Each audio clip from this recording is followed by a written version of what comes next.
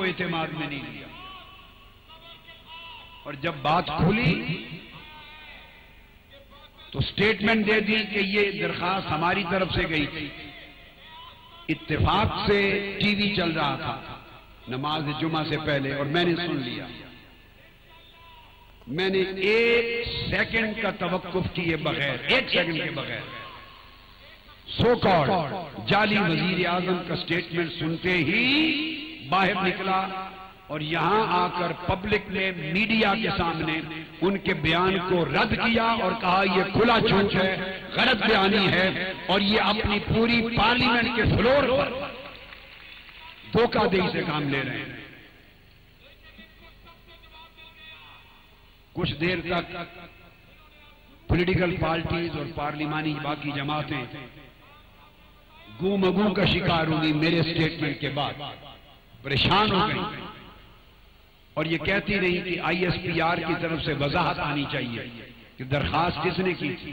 हमने नहीं कहा, हमने फिर भी आर्मी को नहीं कहा, ISPR को नहीं कहा कि आप वजाहत करें, हमने खुद वजाहत कर दी, खुद वजाहत कर दी। उनकी पार्टीज ने, अपोजिशन लीडर ने, पार्लियामेंट में से कईयों ने कहा, चंद घंटे गुजरे थे कि पाक फौज की तरफ से ISPR की कैटेगोरिकल स्टेटमेंट आ गई कि दरखास्त हुकूमत पाकिस्तान ने दी थी।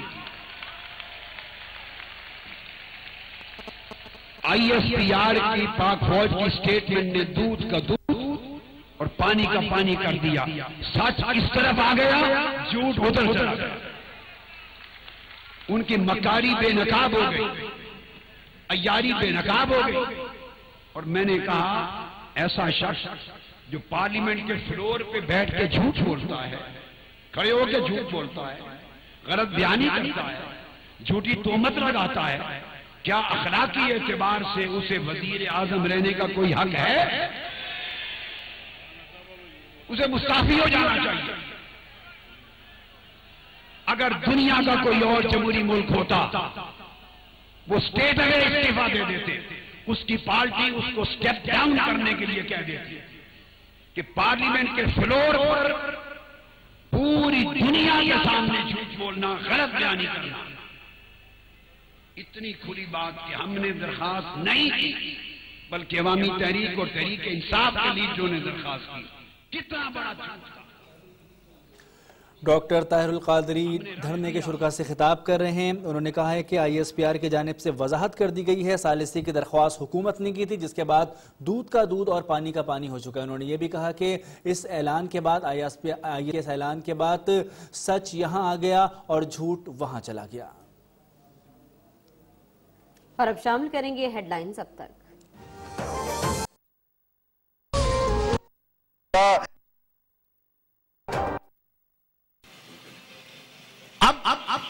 ये पार्लियामेंट का काम है।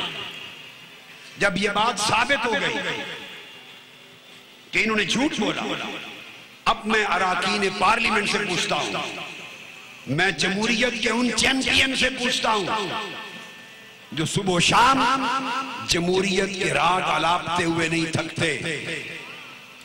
क्या आपकी जमहूरियत पार्लियामेंट के फ्लोर पे खुला झूठ बोलने की इजाजत देती?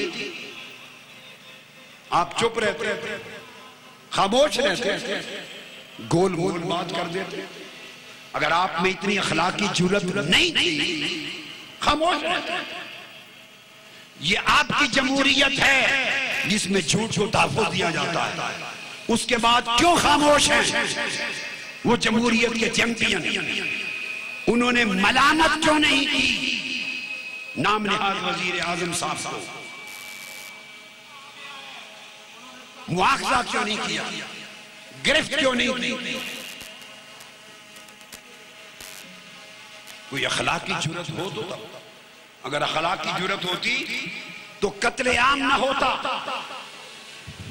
मॉडल टाउन में 14 लाशें ना गिराई जाती, 90 शहीद ना होते, FIR का दर्ज होना रोका ना जाता और 2.25 महीने के बाद सेशन जज का हुक्म, फिर हाई कोर्ट का हुक्म, उसके बाद जब FIR दर्ज हुई तो FIR के दर्ज होने में भी झूठ बोला, धोखा दिया और जो कॉपी पीटीआई के रहनुमाओं के साथ फैसिलिटेट करने वाला मेरा मामला है। एक हुकूमती कमेटी है और दूसरी उनकी है, और हमने बहुत कोशिश की है, दिन रात मेहनत की है, और अब भी मैं अल्लाह ताला से दुआ करता हूं कि अल्लाह ताला हमें इस मुसीबत से निकाल।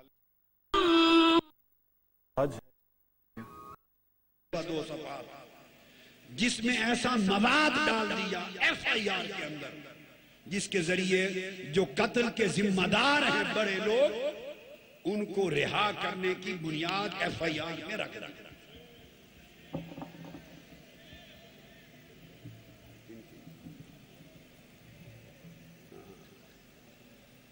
हम तो अनाउंस कर देंगे, उन्हें कहा नहीं। अच्छा, पूरी दुनिया से, पूरे मीडिया से, पूरी कौम से झूठ बोला, एफआईआर दर्ज कर और 2.5 सफ़े छुपा गए। हमने जब वसूल की एफआईआर, तब पता चला कि वो 2.5 सफ़े जिनको एफआईआर में दर्ज करने का कानूनन, अखलाकन, रिवायतन उनका हक ही नहीं था, वो हमारी दरखास्त के बाद 2.5 सफ़े और ऐड कर दिए और उसको एफआईआर का हिस्सा बना दिया। दुनिया की, पाकिस्तान की तारीख में, कानून की तारीख में कभी इस तरह की धोखा दे की एफआईआर नहीं बनती। एफआईआर का मतलब होता है फर्स्ट इंफॉर्मेशन रिपोर्ट। जो मकतूल है, मजलूम है, जो इनके लोग कत्ल हुए, उनके वारसों का हक है जाएं और पहली इब्तिदाई इंफॉर्मेशन रिपोर्ट फर्स्ट वो दर्ज करा। अगर डाका हुआ है, किसी के घर चोरी हुई है, जिन जिन पे उनको शक है उनके नाम दर्ज करके फर्स्ट इंफॉर्मेशन रिपोर्ट दर्ज करा। इगवा हुआ है, इकदाम कत्ल हुआ है, जिन जिन पर शक है या जिन पर यकीन है, सबके नाम एफआईआर में ये मुद्दई का राइट है कि वो दर्ज करा। एसएचओ दर्ज करता है, अपनी तरफ से एक जुमला भी वो इजाफा करने का हकदार नहीं है। बाद में फिर बयानात होते हैं, क्रिमिनल प्रोसीजर कोड सीआरपीसी के मुताबिक तफ्तीश होती है, बयानात होती है, जिमनियां लिखी जाती हैं, छोटी इब्तदाई शहादतें होती हैं। कई मुल्जिम जिनके नाम दर्ज नहीं हुए थे एफआईआर में, उनके सबूत मिलते हैं तो वो मजीद इजाफा हो जाता है कई नामों का।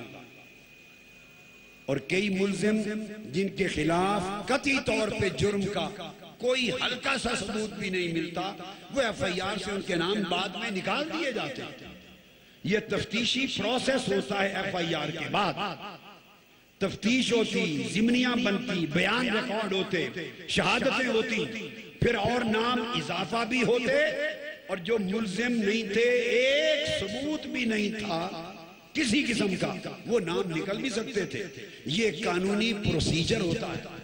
मगर एफआईआर के अंदर एफआईआर दरखास्त होती है, इत्तला होती है, रिपोर्ट होती है मुद्दई की, जिसके साथ जुल्म हुआ है, ज्यादती हुई है, कि वो रिपोर्ट दर्ज कराए, लफ्ज बलफ्ज उसकी कहानी दर्ज की जाती है। इसलिए इसे फर्स्ट इंफॉर्मेशन रिपोर्ट कहते हैं, एफआईआर। उसके अंदर 2.5 सफ़े जीओआर में कहीं बैठकर वकीलों को बुलाया, हुकूमत पंजाब ने कानूनी एक्सपर्ट्स को बुला के थाने में नहीं दर्ज की, वहां बैठ के एफआईआर तैयार की गई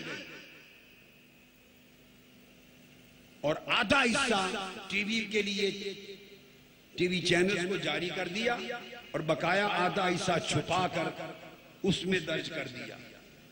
जब कॉपी हमारे पास आई तो पता चला कि ये बदबख्त लोग एफआईआर के अंदर ही झूठ बोलते हैं, मकर करते हैं, धोखा करते हैं। इन्होंने आगे कौन सा इंसाफ देना है, कौन सा अदल देना है, कौन सी गैर जानिबदाराना तफ्तीश होगी, कौन सी आजादाना तफ्तीश और तहकीक होगी।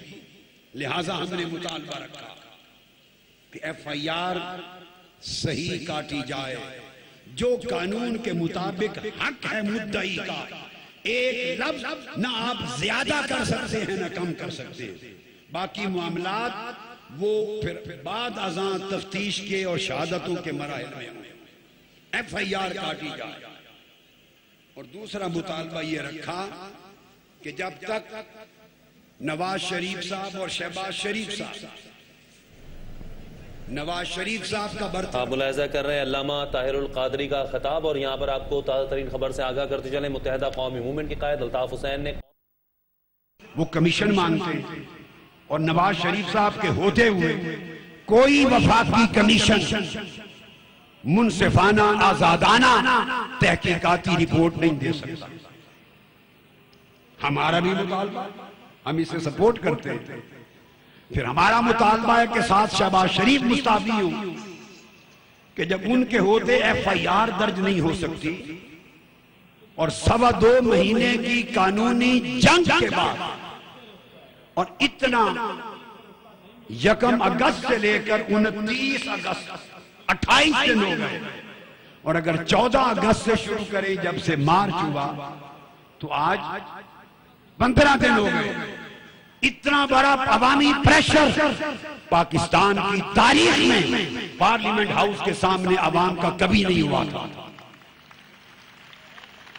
कितनी तकलीफें उठाई हजारों लाखों लोगों ने, औरतों ने, मर्दों ने, बच्चों ने, बीवियों ने, बीमारों ने, बूढ़ों ने, जवानों ने, बेटों ने, बच्चों ने कितनी कुर्बानियां दी, कितनी शहादतें दी, कितने जिस्म जख्मी हुए, कितने कैद हुए हजारों की तादाद में, अब तक जेलों में पड़े और दर्जनों पर्चे हैं उन पर दहशतगर्दी के। मासूम तहज्जुद पढ़ने वालों पर, नमाज पढ़ने वालों पर, अल्लाह रसूल की मोहब्बत में रोने वालों पर, अखलाक और आदाब रखने वालों पर, जो यौम शुहदा पर 10 अगस्त को आ रहे थे कुरान खानी के लिए, गले में कुरान मजीद के नुस्खे लेकर, तस्बीह और जाय नमाज लेकर, हजार हाथ जेलों में पड़े पर्चे। फिर मॉडल टाउन में 10 दिन तक कैद खाना रहा, मुहासरा रहा। फिर मुश्किलात में निकले, कदम कदम पर जान के खतरे थे। गुजरांवाला के करीब बहुत बड़ा हमला होने वाला था, तबाही मच जाती। अल्लाह पाक ने हम तेजी से निकले, उससे बचाया। मुश्किलात के बाद यहां आके पहुंचे, आप पारा मार्केट बैठे, फिर कंटेनर तोड़े, यहां पहुंचे। आज 15 दिन इस्लामाबाद में और हफ्ते से जायद 8 या 10 दिन पार्लियामेंट हाउस के सामने बैठे हुए हो गया। अगर आप में इंसानियत होती, इंसानी कदरें होती, इंसानियत का हया होता, इन माओ बहनों बेटियों का शर्म और हया होता, इन गरीब मजलूम मकतूलों के वारिस बेबस भूखे प्यासे इंसानों का हया होता, तो आप इस मसले को हल कर चुके होते। जमहूरी मुल्कों में 200, 500, 1000, 2000 बंदे भी अगर पार्लियामेंट हाउस या व्हाइट हाउस के सामने या इंग्लैंड की पार्लियामेंट हाउस के सामने अगर चंद दिन धरना दे दे, हुकूमत हिल जाती है, जमहूरियत के तख्त लहक जाते हैं। उनके यहां कदरें हैं, उनके यहां कदरें हैं। साउथ कोरिया में एक जहाज डूब गया, चंद 100 लोग मर गए। वजीर आजम ने तो नहीं ना डबोया था, मगर चूंकि कई 100 लोगों की मौत हुई, वजीर आजम ने अखलाकन रिजाइन कर दिया, स्टेप डाउन कर दिया।